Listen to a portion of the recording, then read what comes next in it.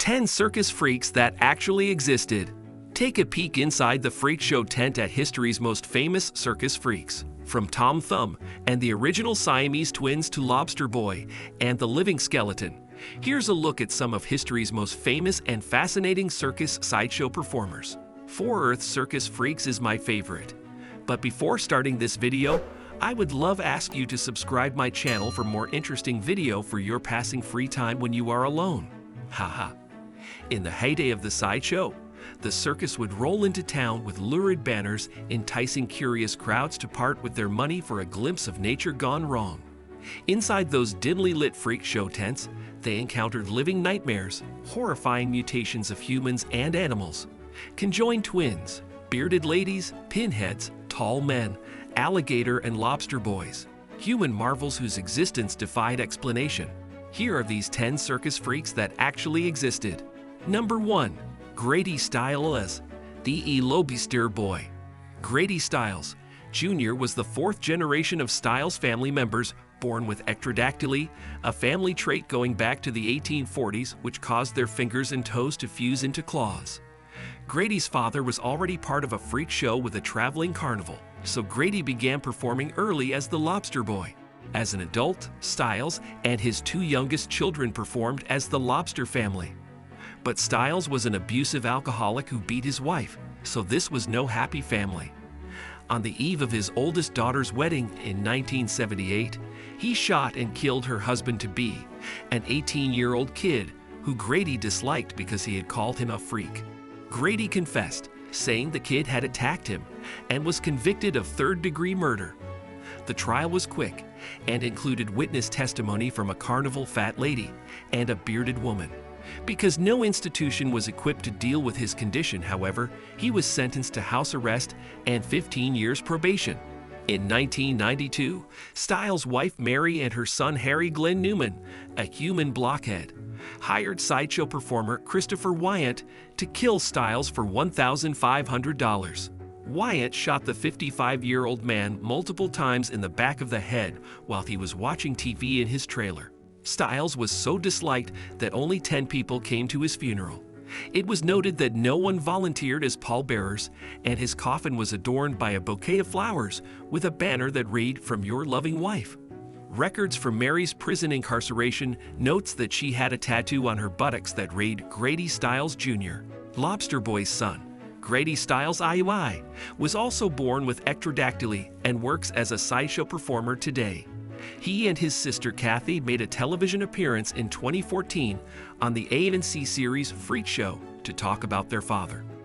Number 2. General Tom Thumb.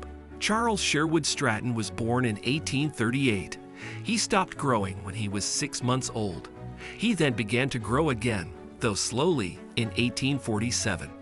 By his 18th birthday, Stratton had reached a height of 2 feet 8.5 inches. He began touring with P.T. Barnum as General Tom Thumb at the age of 5, amassing fame and fortune that later allowed him a lavish lifestyle and business partnership with Barnum. Tom Thumb died in 1883 of a stroke at age 45, 6 months after narrowly escaping a disastrous hotel fire at the Newhall House in Milwaukee that killed 71 people.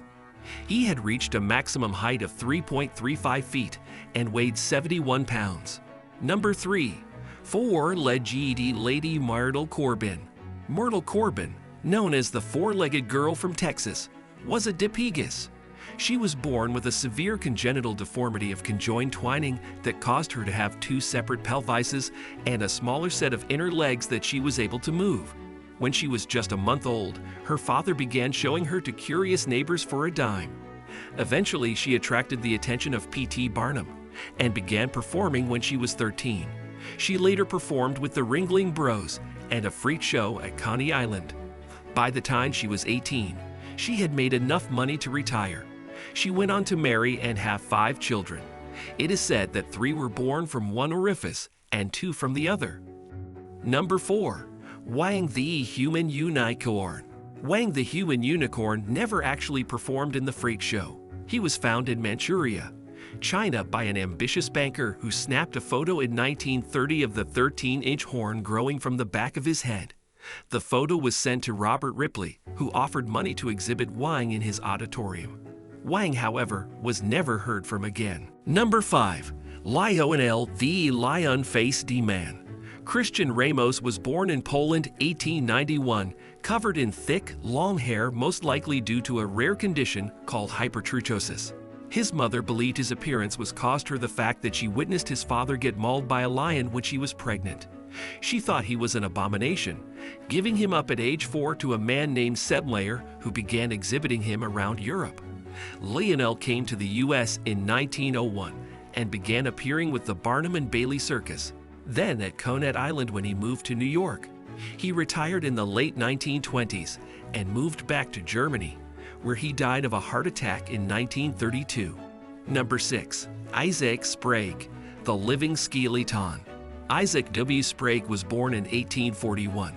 He had a completely normal childhood until he inexplicably began losing weight at the age of 12.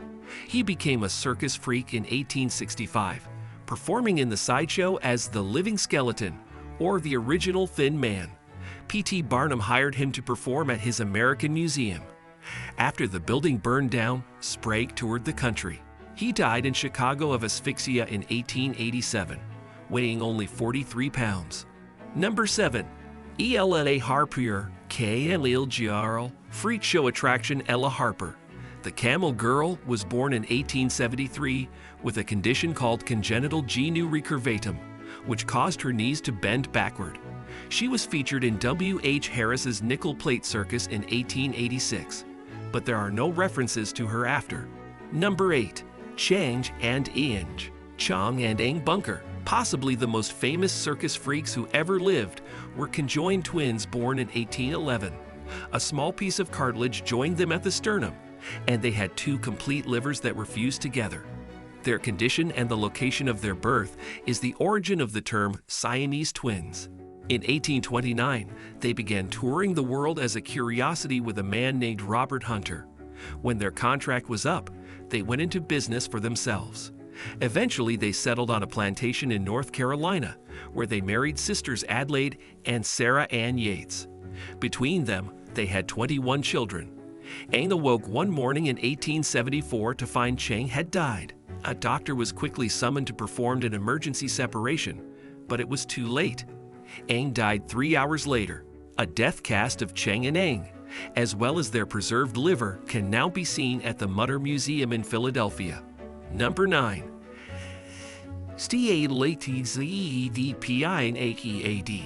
Though he was billed as the last of the Aztecs, Schlitzie was most likely born in the Bronx in 1901. He was born with a neurodevelopmental disorder called microcephaly, leaving him with a small brain and skull and severe mental retardation. Schlitzie performed in sideshow attractions with many circuses. He began his film career with The Sideshow in 1928 and Todd Browning's 1932 classic Freaks.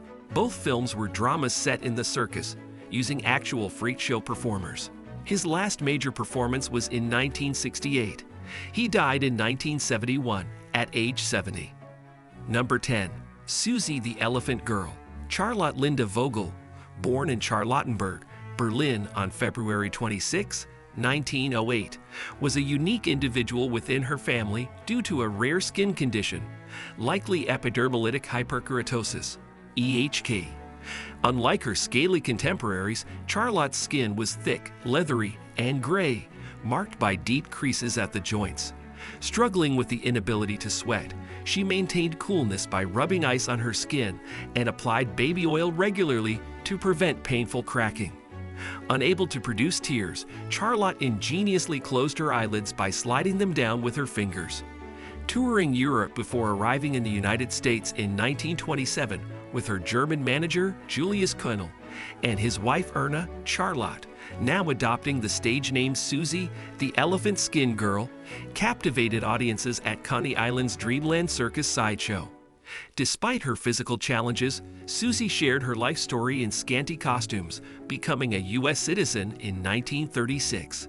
She left Coney Island in 1933, showcasing her uniqueness in the Ripley's Believe It or Not exhibit at the Chicago World's Fair. In the 1960s, Susie reinvented herself as the Swamp Girl blending womanhood with a swamp lizard. Eventually, she peacefully passed away in New York City on February 2, 1976, just shy of her 68th birthday.